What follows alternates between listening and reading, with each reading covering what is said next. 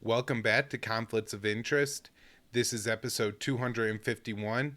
I'm the co-host Kyle Anzalone, joined today by co-host Connor Freeman. Connor, how you doing? I'm great, Kyle. How are you?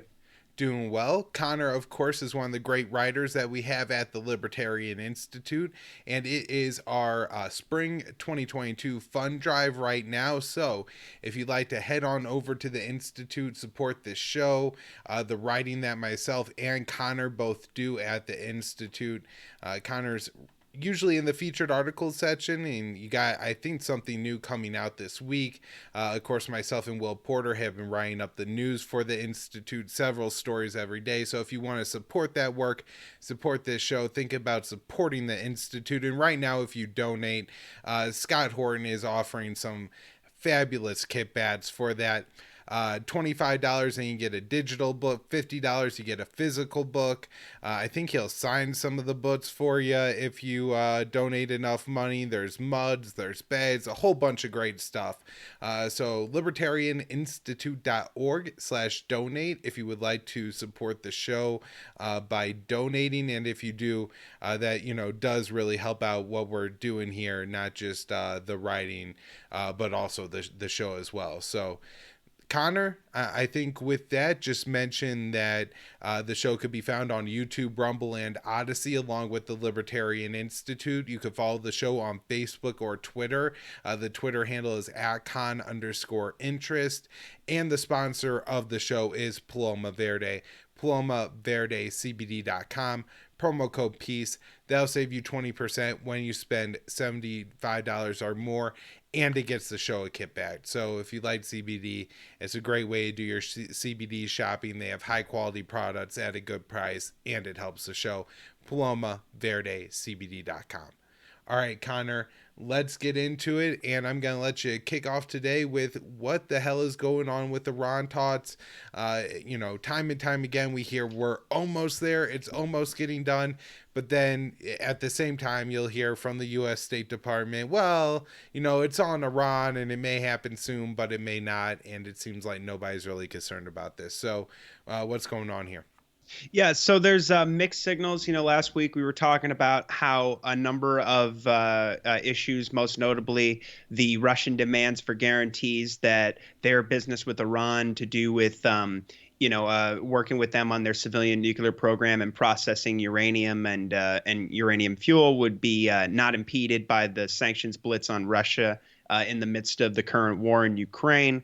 That seems at this point to have been resolved. And so when I quoted, multiple officials involved in the talks and envoys in Vienna who were saying that, and, EU officials like, Joseph Borrell, et cetera, that the deal was all but finished, that what is on the table now is about what the deal is going to look like. And we talked about how, most of the sanctions, just about the vast majority from the maximum pressure campaign will be lifted. There's still questions about, for instance, the IRGC, the Iranian Revolutionary Guard, being taken off the international terrorist designation or international terrorist organization watch list by the State Department. And there's some questions about whether or not the Ayatollah and his sort of entourage, those sanctions will be lifted on them. And I know there's still a few other companies and individuals and businesses that Iran wants to see sanctions lifted on. But even the Iranians themselves have said that, 99% of these questions have been resolved, and that they're, pleased at this point.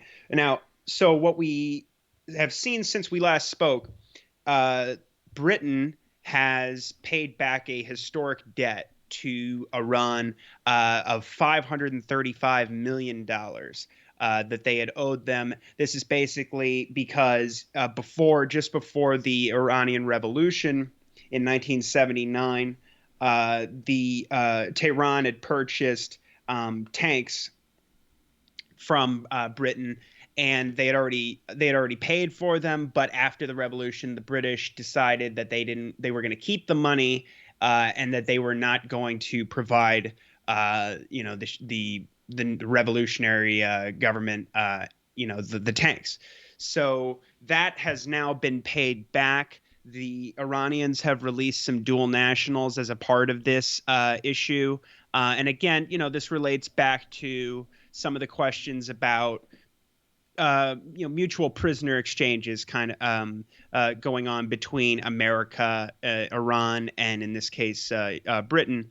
Um, there was this question about whether or not Iran, if they didn't, release some of these people that have been held for a while, that America was making that the State Department was making a big deal out of, a month or two back. There was even questions of whether or not a deal could be finished in the absence of something like this. But these were taken, these issues were resolved on the sidelines of the deal, and this is another example of that. So this is again pointing towards progress being made, and that there is apparently a sincere effort on the part of the various parties to move towards some kind of normalization as we get closer and closer to the deal being finished and signed off on. Now, the IAEA put out a report talking about what Iran is currently doing with its 60% enriched uranium. That's the uranium hexafluoride. The 20% uranium is the that they produce with the for the Tehran medical research reactor. That's the uranium tetrafluoride. This is the 60% enriched uranium that they've been making since April, when Israel attacked their Natanz uranium enrichment, their centrifuge building site, their largest, with a sabotage attack. And so this was the beginnings of these talks that are taking place in Vienna, when it started at the end of the Rouhani government's time in office. This was a horrible way that Israel intervened in those talks, trying to shut them down by just basically attacking Iran and trying to provoke a reaction from them. But Iran was very smart. What they did was they enriched uranium to 60%, the highest they've ever done, but it's still well below weapons grade, which is 90% enriched uranium at least. And so anyway, so the IAEA report came out, and they're talking about how they're processing 2 kilograms of the 33-kilogram stockpile that they've built up of this uranium hexafluoride. They're processing it into something called molybdenum 99, which is a medical isotope for diagnostic tools, as Jason Ditz points out here in this report at antiwar.com. And he says, MO99 is generally produced in this manner, and while other nations are trying to find alternative ways to produce it, the old method is still widely used, and Iran doing so is neither surprising nor suspicious. The other notable thing I'll point out here about this is that, as we've all been saying since they started to produce the uranium at 60% until now, it appeared that it was. And I think at this point, it's another way of using it, just because we're getting closer to the deal being finished, but or at least that's what it looks like for the most part. But the 60% uranium hexafluoride is very easily diluted back down to lower levels. So as I've always said in my articles and on here and on the show, that they were enriching the uranium to that level to make the point. And it obviously did help them in the negotiations, because they're about to secure, tentatively anyway, a much better deal by all accounts than what was accomplished in 2015 with the moderate regime in power, the moderate government. So that is, but this stuff is not, but again, it's being used for medical purposes. Now, there are also reports that the U.S. is considering removing the IRGC from that terrorism watch list. So now this is, again, another sticking point, because the Democrats who wrote that letter in the House recently that we talked about last week, as well as the Republican Senate's opposition, is largely built around the idea that, you're taking these terrorists off of the watch list and this is going to be horrible. And anyway, this is actually, as Jason points out here, this is an effort to decrease regional tensions, and that this is a reversible measure, and this does seem to be a step in that direction. In addition to that, Mike Pence, on his recent trip to Israel, which was facilitated by Miriam Adelson, Sheldon Adelson's wife, he flew out on her plane and all this, and said that then if a Republican administration gets in office, we'll rip this deal up, immediately. And the while he was there, he talked about this, that this was in the works. It hasn't been completed yet, but there's more and more talk about it. The Israelis are saying that the State Department, however, told them that these reports aren't accurate and that no decision on a separate deal, I should say, has been made. Now, also recently, there was a report in the Associated Press about the Ayatollah Ali Khamenei, who he is now signaling his support for the talks in Vienna and for securing the deal and sanctions relief, which is a significant change in his public position. Because for the longest time he's been saying, you can't trust the West, and look at what they've done. They were totally dishonest with the original deal, and frankly, he was right and proven correct, especially given how horrible Biden's policy was on Iran in the first year of his term. But now, as I've said, as we're getting closer to a successful negotiation here with a deal. He is saying that he's kind of guarded about it, a little bit, because he's talking also about how they need to focus on sanctions proofing their economy and building more self-sufficiency so that the sanctions won't affect them as much. But he's also saying that there is no problem with pursuing this deal. And he's essentially throwing his support behind the deal. Now, this originally he did support the deal, but when it was weakened, the hardliners that opposed it from the beginning, he pulled back his support, and he's been against it for the longest time until now. But this might actually help because the parliament is filled with hardliners, and they're demanding that Iran extract further concessions from the U.S. In the talks that the foreign ministry, for instance, has pointed out are unrealistic. Now, we've been hearing some good things, again, from all parties, but recently there's a report in Reuters about Ned Price coming out on Tuesday of this week and saying that the onus is on Iran whether or not to return to the deal.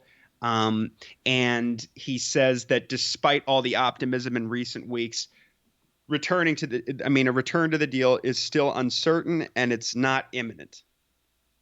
So there's sort of a change in messaging. However, I will point out that Ned Price virtually said that the negotiations were all but useless and that time was running out, and that Iran is not, that we're not going to return to the deal unless they make concessions and all these different things, and that we've got these deadlines, and they had the Europeans echoing all this same rhetoric. And at a certain point, at least until the Iranians gain the upper hand in negotiations between the 7th and 8th round of talks in Vienna, the Iranians basically they disregarded these claims. And in fact, there was a time when they came out, and they've said it again since, that we don't really take seriously these artificial deadlines. So it's possible that they're under pressure from the Israelis or whatever congressional opposition at this point, and they're just trying to throw a bit of cold water on the idea that because if you watch Fox News, for instance, especially since Pete Buttigieg came out and said that Biden had put working out a deal with Iran for their oil on the table, especially even if you watch Fox Business or something like that in the mornings, all the talk was about, especially when they were talking about going to Maduro and asking him for oil and lifting sanctions in order to do that, that the talk was that we're blowing off our allies in Riyadh and Abu Dhabi to work with these dictators, these cruel, horrible enemies of America and these terrorists. So it was really hypocritical to see, but it just goes to show that there is a lot of opposition in the mainstream media, particularly on the right wing, against working with Iran because they're supposed to be our perpetual enemy, and that regardless of the fact that the maximum pressure campaign has been just a complete and utter failure, You see from people like Mike Pence, when they're seeking the support of people like Miriam Adelson, they just double down on the same failed policies and want to maintain Iran as this boogeyman, which is really in service of Israel and securing more support for Tel Aviv and their military aid, et cetera, et cetera. So I'll just point out that Jason makes the point in his report about Ned Price's statement that he says, despite the Ned Price again trying to dampen optimism about a return to the deal, he's still signaling that it's very close to being finished. Because if the onus is on Iran, then that means that it's, as he says, that a final deal is there to be had. So, and Jason says at this point, it's not really clear which issues are standing in the way of, seeing everything through. So, it just seems like, again, to me, that this is just some posturing from the Biden administration trying to cover their right flank, likely. Now, speaking of congressional opposition, and particularly with the Republicans in the Senate, you have a new piece at Responsible Statecraft, one of our favorite sites, about Rand Paul coming out and saying that he is actually now in quite a turnaround from 2015. He's actually supporting a return to the deal, and I believe he is the single GOP senator to do this, because he actually abstained from signing that letter that was recently put out where they virtually declared that they would subvert the deal no matter what. Kyle, please tell us about that and what you think Rand's support for the deal could entail as far as returning to the JCPOA here on the U.S.'s part. Yeah. Well, as you mentioned last week, and I thought that it was even important at this point when Rand Paul was refusing to sign on to that letter. And by the way, the other 49 Republican senators did sign on to that letter. So he was the one dissenter. And that letter was basically saying that the negotiations were inappropriate and called for the Biden administration to have to address Congress over this diplomacy, as was laid out in one of the National Defense Authorization Acts that was passed after the 2015 deal. Now, Rand Paul said that was akin to being opposed to diplomacy itself, and so, Rand did take a stand there, but this is quite significant because he's actually saying that Trump made a mistake withdrawing from the deal. But further, he said, by all accounts, we're in a much more difficult position now than we had with an intact JCPOA. And this is a reality that me and you have talked about time and time again on the show, Connor, and as you were just talking about with Iran enriching uranium and everything like that Iran has done more of this since Trump withdrew from the deal. They were in compliance with it before, and then they withdrew from it. And so the maximum pressure campaign of Donald Trump and Joe Biden has now absolutely failed, as Rand Paul is recognizing. And really the only thing that the U.S. could do is return to the JCPOA. And this would be fantastic if this happened. And, one of the things that could be a real hurdle to this, Connor, is potential congressional opposition. As we know, the Senate's a 50-50 split. You have influential Democrats like Bob Menendez, and also, I think I forget, Senator Cardin, I forget his first name, are in opposition to the U.S. returning to this. And so for Rand Paul to get out there and say, as a Republican, that, hey, no, I'm in favor of this, maybe that could move a couple Republicans, but if not, maybe it could be used for Democrats to shame the Democrats, right? Like, good God, you're worse on this issue than Rand Paul. You're opposing Joe Biden more than Rand Paul is. These kind of political weapons can be effective. So really, really important and brave stance that Rand Paul is taking here. And, I was very happy to have the opportunity to write that article at the Quincy Institute. So if everybody wants to go check that out, I really cool that I was got the opportunity to write that article there. And, that Rand Paul took this stance, not only, for Joe Biden's diplomacy effort, but also against Donald Trump. Very important political move. But Connor, yeah, absolutely. let's move on here and get into some news about Yemen, because there's a lot that's happening in Yemen over the past couple of weeks. And, none of it's getting covered in the mainstream media. So I at least want to take a few minutes on today's show to go through and break a few things down. Now, there's a lot of violence and fighting going on the ground, Connor. You could look if you're reading usually it's Jason Ditz at antiwar.com who's covering the Yemen issue. You could see Houthis claim to kill 200 Saudi soldiers. Houthis claim to kill 95 Saudi-led fighters. So they're probably Sudanese conscripts, I think, here. Oh, they actually say 15 more Saudis in this case. A lot of them are Yemeni fighters or other mercenaries from the Horn of Africa who happen to be fighting on the Saudi side. Of course, Saudi airstrikes are still devastating the Houthis, and they're reporting killing scores of Houthi fighters. And this has largely been during the heaviest bombing campaign of Yemen since 2018, as Dave DeCamp writes here at antiwar.com. The data is from the Yemen Data Project, and they released their monthly summary, and they found that the last 4 months have been the most sustained period of heavy bombing in the war since 2018. And so, despite Joe Biden coming into office saying that he was going to treat the Saudis like a pariah state, he has rather allowed them to escalate their war against the Houthis. And now you have a situation where the Houthis are responding by hitting different Saudi targets. This week they hit an Aramco target, which apparently in some way slowed the production of Saudi oil. I don't think it was in any way significant, but it was a minor slowdown.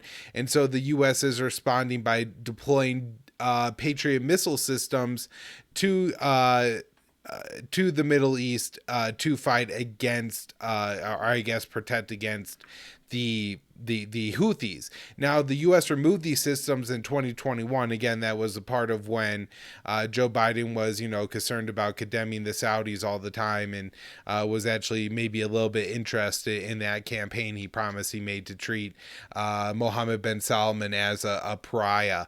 But of course, that isn't the case now.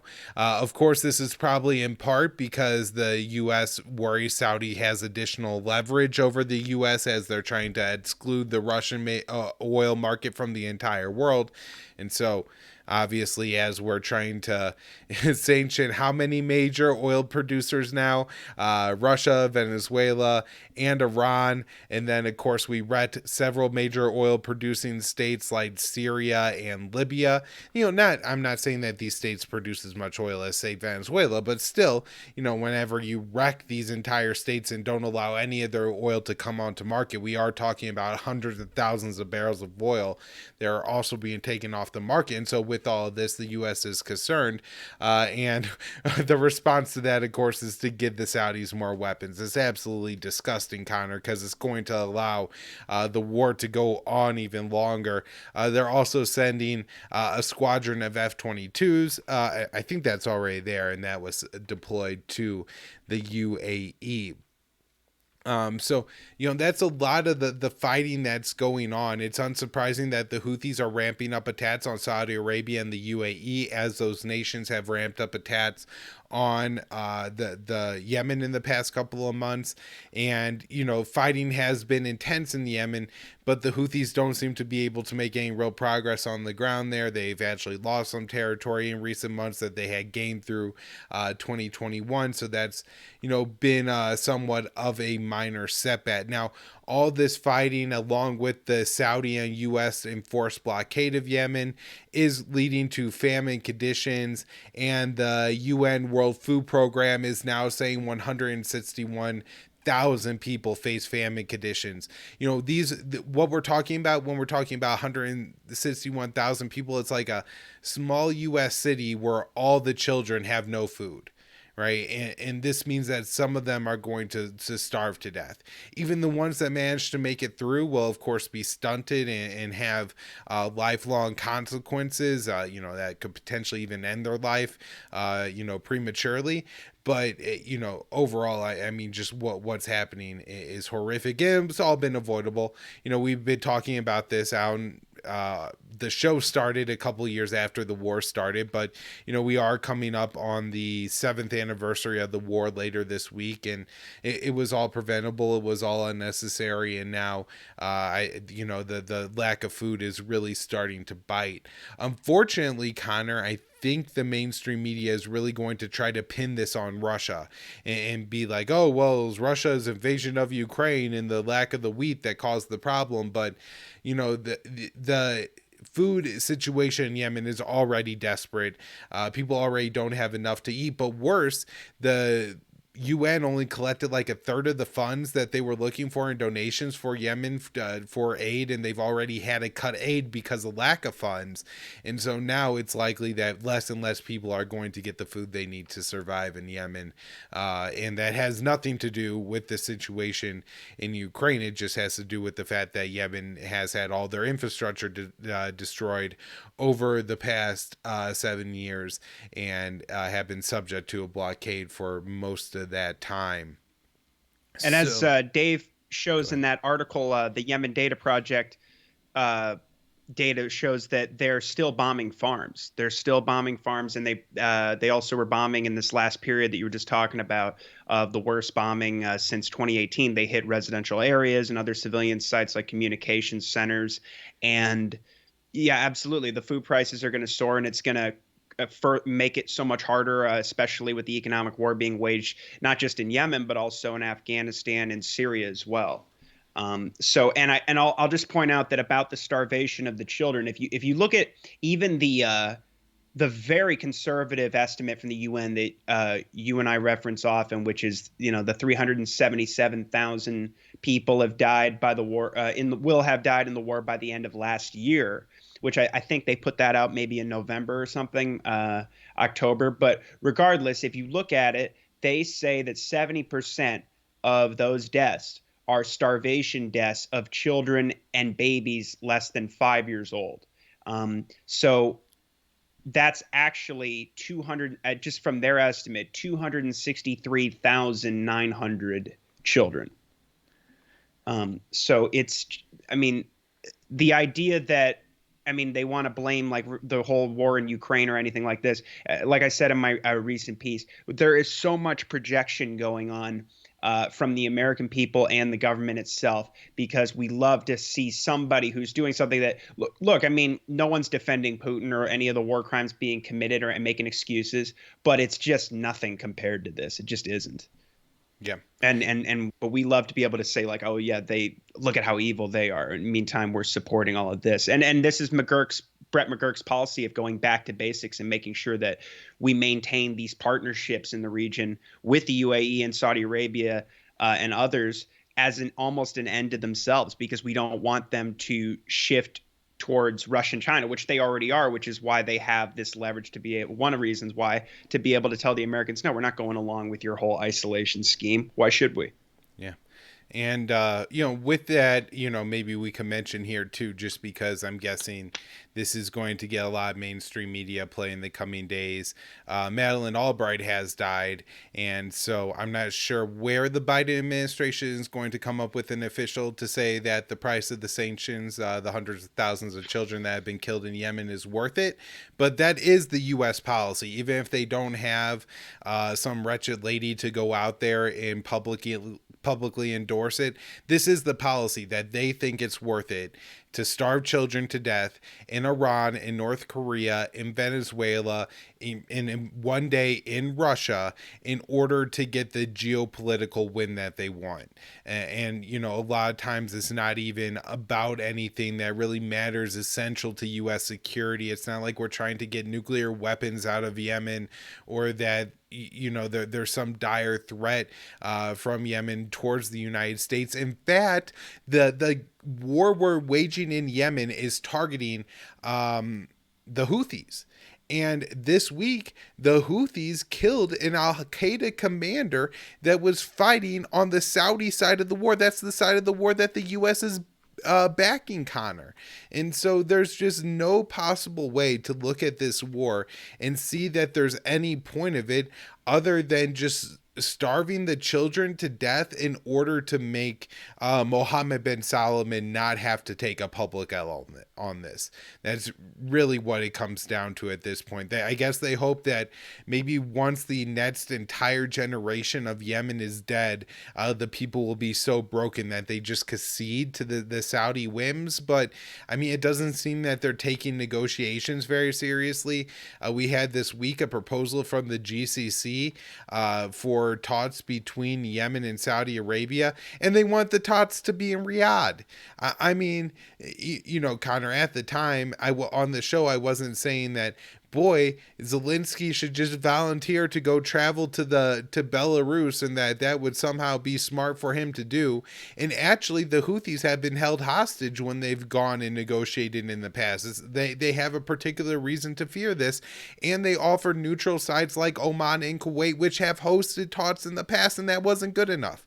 And so, you know, it just makes it seem that all the things that the U.S. and Saudi put forward, it's like with Israel and Palestine. They offer things and they present them in the Western press as being reasonable concessions to end this war, but it's just, you know, these ridiculous Arab groups with these funny sounding names like Houthi and Hezbollah and Hamas that are just completely unwilling to negotiate. They're all backed by Iran, and so all we could do is bomb them. And that just that it seems kind of that we're going to continue this policy for a whole nother year. And I had really hoped that, you know, Joe Biden would change this, but it's absolutely not going to happen. And the fact that we're all in Cold War spirit again means the lives of Yemen, the people of Yemen, mean less than they did under the Trump administration. You know, during his time in office, it was worth it to kill him so we could send weapons to Saudi Arabia and create jobs in America, blood money. It's not even true, but that was the excuse. But now it's going to be, we need the oil, we need to fight against Russia, and so we're going to be more friendly with the UAE and Saudi Arabia and these other countries and selling weapons to commit these wars. And it's just, it's so disgusting. Now, one little positive note here is there are some discussions around possibly holding talks during the month of Ramadan, which would be absolutely great if it happened, you know, because it's a month-long ceasefire, which if a ceasefire holds for a whole month, then maybe people could like really find some ways to, like, you know, get some food, rebuild some infrastructure like bridges and roads, hospitals, or something to slightly repair their country from the past 7 years of war. So there's a slight decrease in the number of people dying from preventable causes, but I don't even know if that's likely at this point. By the way, Ramadan matches with the month of April this year, so we're about a week out from that. Now, last note here, Connor, about Yemen is just there's a fantastic article out this week from Daniel Larison at antiwar.com titled, "With Biden's Support, Saudi Arabia Escalates its War of Aggression in Yemen." And Larison summarizes a lot of and says a lot of what the points we already made on today's show, but it's a pretty short, concise article and definitely worth sharing as we approach the 7th anniversary of this war. Connor, anything on this? And if not, just go straight into the military-industrial complex stuff, because of course that's who wins from it. Yeah, exactly. But I'll just say before that these lousy arguments for peace talks that, as you said, are very precarious, and it's the Saudis taking the upper hand, and then they're going to say, well, the Houthis are being intransigent if they don't want to, you know, meet in Riyadh and do all this stuff, or have the Saudis directly involved in that way when they're totally a belligerent. And in the past, they've said that they wouldn't. They wouldn't agree to a ceasefire or these kind of talks, because they always say like, well, we won't, you know, basically the Houthis say you have to lift the blockade on the airports and the ports, and then we'll talk, or we'll have a ceasefire and this sort of thing. And the Saudis' deal is always basically an unconditional surrender. You cede back all your territory and turn in all your weapons. So it's just it's a negotiation that's designed to fail. And we know that Anil Shaleen and Trita Parsi at the Quincy Institute wrote a piece for the New Republic a couple months ago, where they spoke with sources who were, I believe, high-level Senate staffers, and I think some people that I think unnamed, but from the Biden administration who are familiar with the policy, and that the policy essentially is and that's what we've seen in the last several months or the last few months that we're hearing about from the Yemen Data Project, is they told MBS, we're going to let you take the gloves off and just bomb the hell out of Yemen. And basically the idea is, and then we'll give you, you can leave with saving some face. And this sort of, it's just absolutely disgusting, because I agree with you. I don't see an end in sight necessarily, and I have very high hopes for the obviously for the Ramadan ceasefire. But yeah, that's essentially what they've said to MBS. It's just, you devastate Yemen, so that you have, like, what do they call it, a reasonable interval, and then you can then extract whatever concessions you want from the Houthis and walk away looking like a big tough guy finishing your decisive storm. But anyway, we're going to get into the military-industrial complex profiting off of things like this. In fact, they explicitly say, and we'll get to this in quarterly earnings calls at the beginning of the year, that after they saw the Houthis fired on those sites, those oil sites in the UAE, that they're like, oh, this will be great for us, escalating tensions in the Middle East. We'll make a lot of money. But anyway, so there's a report out from Politico that Dave DeCamp reports on here about the Pentagon scrambling to replenish the weapon stocks of particularly the Javelin anti-tank missiles that are made by Raytheon and Lockheed, and the Stinger missiles that are made exclusively by Raytheon. Pentagon chief Lloyd Austin's former employer, he sat on their board and stepped off just to become the Secretary of Defense. So let's see. So according to the open source data examined by Politico, it's estimated that the U.S. has sent Ukraine 1,400 Stinger missiles at this point, and 4,600 Javelin anti-tank missiles just since January. We also have Latvia, Lithuania, Estonia, and the Netherlands sending Stingers or Javelins to Ukraine that the Pentagon is going to replace as well. It may be also the case that many of these were destroyed in the attack on a site that had a massive cache of weapons, and also it's the site, I believe it's the Yavoriv military base. There's a official name for it. It's something like Kyle, do you remember? It's like the International Peacekeeping. It's something very ridiculous, Strategy like that. Center or something like that. It's a very it sounds like the local Ret Center at the YMCA. Like, go hang out and work out with your friends. But really, it's a military base. Right, and that's where all these foreign fighters who have been coming in being recruited on Telegram by the Azov Battalion, people like this that you and Will have reported on at the Institute, and also they had all these weapons there. And then previously, this is where NATO troops had been stationed to train the Ukrainian military and their security forces. But so this was a major message from Russia. Because the site, like I said, is 15 miles away from the Polish border. That's where likely the majority of these weapons are coming in through. And Lavrov has come out and said recently that these weapon shipments are legitimate targets in the midst of the war. And I think there's a pretty good argument for that under international law. Yeah, it doesn't seem like they are slowing down at all or taking that threat seriously, which could, very rapidly lead to World War III. And it would be their fault, obviously. So we have, let's see. So Congress, as Dave points out, has appropriated approved $3.5 billion additional dollars for replenishing the weapons. I've heard it described a few different ways in the reports. Like the Political report says it's not exactly clear how it's going to be spent, but if you read it, I have a report here from the Hill we'll go over later, but and also elsewhere. I mean, it's being described mostly as further military aid for Kiev, which would, if you keep track, ultimately that would mean that military aid to Ukraine at this point, just since the coup, has exceeded $6 billion. But again, I mean, I'm putting the caveat that it's not necessarily that they're going to spend $3.5 billion and send all those weapons to Ukraine, but this is to replenish weapons that will likely be sent to Ukraine. Again, we don't know how many of these were destroyed in that recent airstrike. So now you have a report with Will at the Institute talking about how now, because they mentioned in this political report that there is talk about enacting or instituting the Defense Production Act, which we heard about during the COVID era. This is a Korean War era law. And they're going to be talking about ramping up production, particularly of the Stingers and the Javelins. So tell us about that. Yeah, our piece here is titled U.S. May Invoke Defense Production Act to Fill Weapon Stocks Depleted by Ukraine Donations.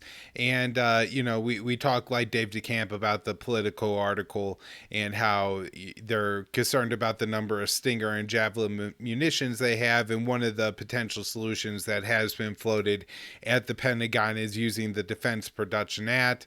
And that will allow the White House to direct private firms to fulfill the needs of the government, a massive and direct market intervention, which also vests the power with the president to dole out loans and sweetheart contracts to favored companies to prevent shortages. The ads would presumably be involved to force manufacturers to produce the parts needed. It could be also used to redirect, and prioritize contracts, Connor. So let's say, so two companies are importing steel, one for tanks, and I don't think they make trucks out of steel anymore, but let's say they are making trucks out of steel still.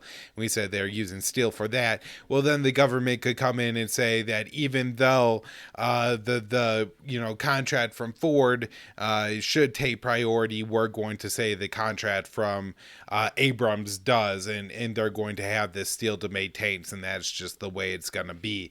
This is the kind of market intervention we're talking about here. It's really unlimited in a lot of ways what the government could do, and so it's a big concern if they're talking about enacting this. Now, I guess the Pentagon did say that they were not sure if it would be a benefit. So, they're looking at it, but it's not like they're opposing it on principle or anything like that, kind of. They're just not sure if this is the most efficient way to go about it. Probably because they could go to Congress and just get a bunch of money. So that's what I have. Anything else? Yes, so there's a report out at Defense One talking about this guy who's been nominated by Biden, Bill LaPlante, to be the top Pentagon weapons buyer. His official title would be Defense Undersecretary for Acquisition and Sustainment. And he's saying we need more production lines to churn out missiles, bombs, and drones. He's in the midst of a Senate confirmation right now, and he says his quotes are, "I believe we need multiple hot production lines, whether it be munitions, drones, and the like. They by themselves are a deterrent, and we need to put much more focus on that across the board." And James Inhofe, the top Republican on the Senate Armed Service Committee, a senator from Oklahoma, Republican, asked whether the U.S. should make some one-time investments this year so we could expand production of key munitions. And LaPlante said, yes, we do. And let's see. So he also says, or Inhofe said, we're sending thousands of Stingers to Ukraine and we don't even have a hot production line. And then LaPlante said as well that if confirmed, one of the first things I'll do on day one will be to accelerate all equipment and capabilities to both the Ukrainians and also helping our NATO partners and replenish our stockpiles. Which brings me to this piece from The Hill that came out, I believe, last week called Ukraine Conflict, a Boon for the Defense Industry.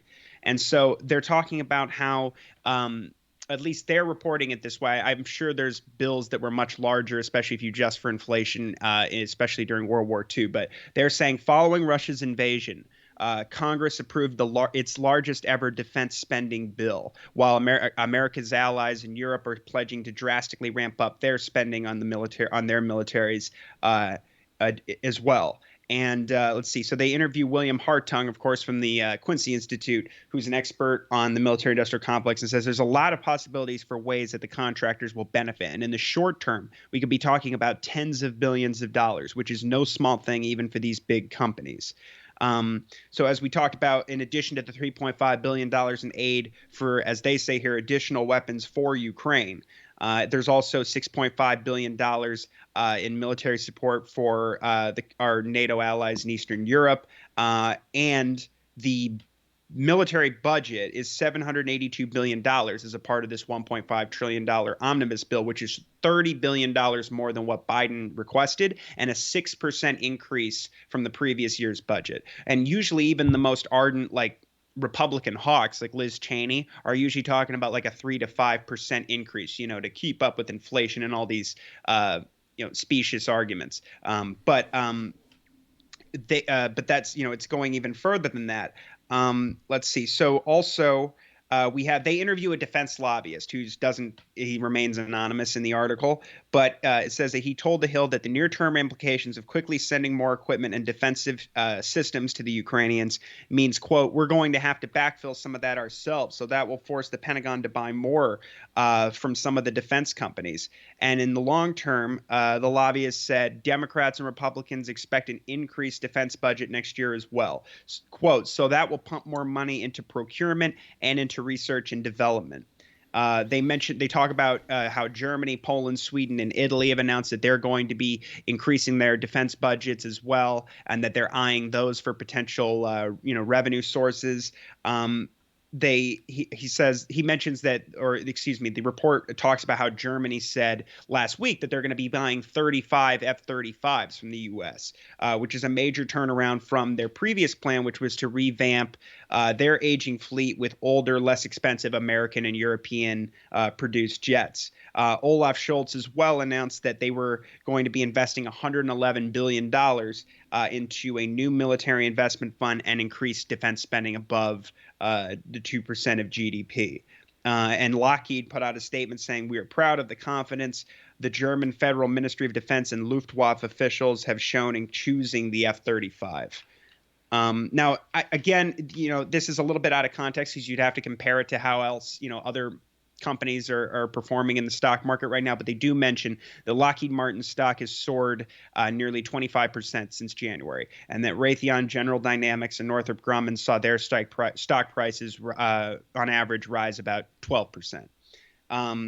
Now, he's also the lobbyist that they're interviewing also says that they're very excited about what's going on in Europe as well and these increased military budgets. He says as much as many of these countries have their own defense industrial base, they don't make everything they need themselves. So they're going to rely on us in many cases for missiles, for aircraft, and for ground vehicles.